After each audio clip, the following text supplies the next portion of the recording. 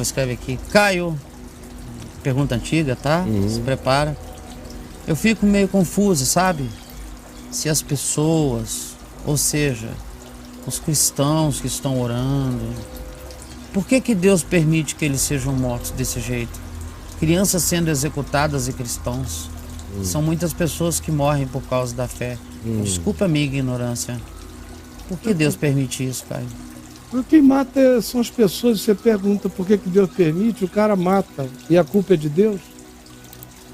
Por que você não levanta, vai lá e defende?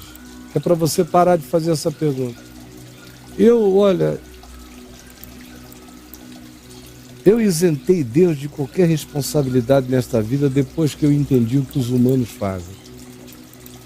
O que os humanos fazem. Humano matando humano, e você me pergunta por que Deus permite. E ainda vem diminuir a importância da pergunta, associando isso ao significado da morte de cristãos. Parece que quando cristãos estão sendo mortos, isso deveria demandar uma ação brutal de Deus para provar para o mundo inteiro que os cristãos estão certos, porque Deus os protege mais do que protege a qualquer outra criatura na face da terra.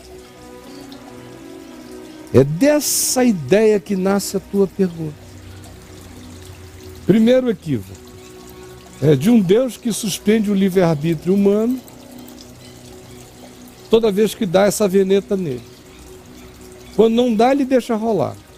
Mas de vez em quando ele tem a veneta, ele interrompe o livre-arbítrio humano. Segundo, ele especialmente interrompe a brutalidade do arbítrio humano perverso contra o próximo, se o próximo a quem esse arbítrio perverso se destina for cristão. Aí mais ainda, Deus tem o dever e a obrigação de parar o mundo, de parar o sol, de estancar a lua, de fazer a terra ir girando em pedacinhos, até que ele vá consertando cada coisa que a gente queira, parando o tempo, voltando atrás. Porque o que ensinaram a gente é esse mundo de magia. E eu fico com uma pena, uma compaixão imensa de quem cresce e vai tentando existir, tendo esse deusinho, com esse papelzinho, essa crençazinha, essa compreensãozinha, que foi ensinado nesse pseudo-privilégiozinho, que se virar cristão vai ser a menininha protegidinha do olho de Deus, que muçulmano tem menos importância, que dor de criança árabe dói menos, dor de criança indiana dói menos, dor de criança budista dói menos, dor de criança africana animista dói menos, mas dor de cristão é a maior de todas as dores, e ofensa a cristão faz com que Deus se sinta na obrigação especial de esmagar o ofensor e vindicar justiça pública e validação suprema à figura do cristão na sociedade humana. É porque te ensinaram assim, te doutrinaram assim, te ideologizaram assim, te condicionaram assim, que você tem essa dúvida. Porque se você tivesse aprendido o evangelho que eu aprendi em Cristo Jesus, simples, só lendo a palavra, você não ia ter essa história. Primeiro, você não ia separar cristão de não cristão.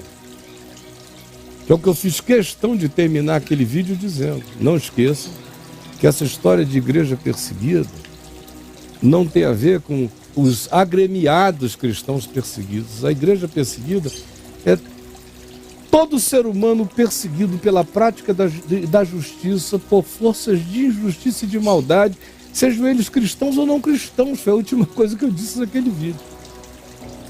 E eu já sabia, quando eu disse isso, que no mínimo uma questão como a sua seria suscitada, porque esse é um mito na cabeça dos crentes, de que em relação ao cristão, Deus tem a obrigação de tratar de maneira diferenciada.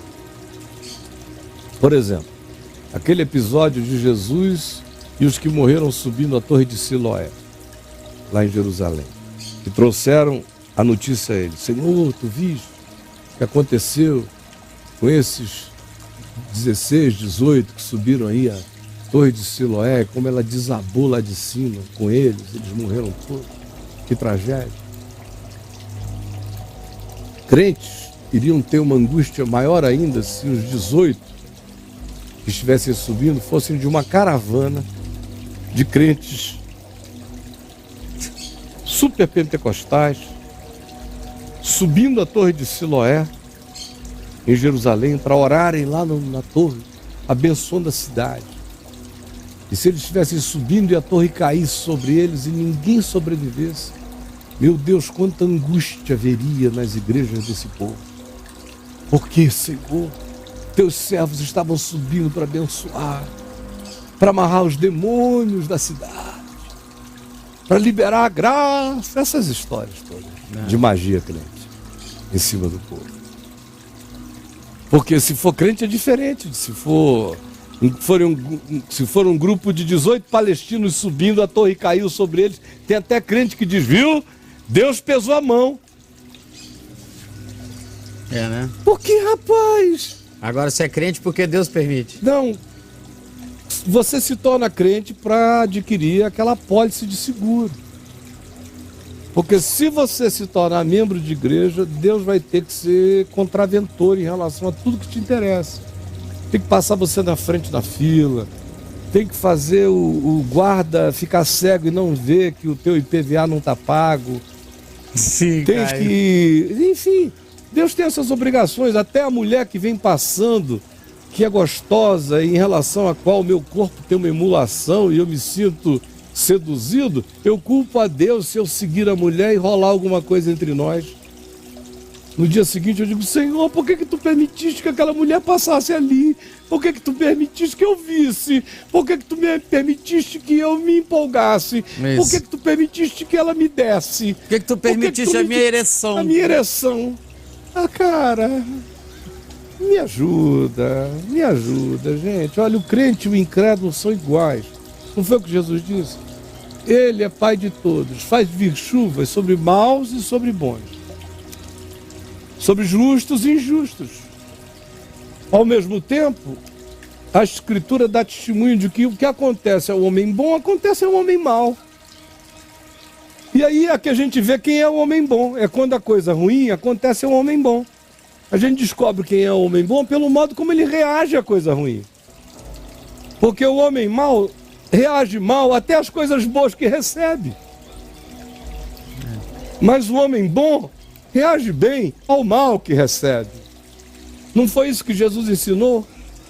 Se você lê o Evangelho, lê Mateus 5, 6, 7, 8, for lendo, você vai entender que foi isso que Jesus ensinou. E o que ensinaram a vocês é o que Jesus nunca ensinou. Por isso a cabeça de vocês é atrofiada desse jeito. E eu sinto essa compaixão angustiada por ver que a maioria não passa desse teto acachapante.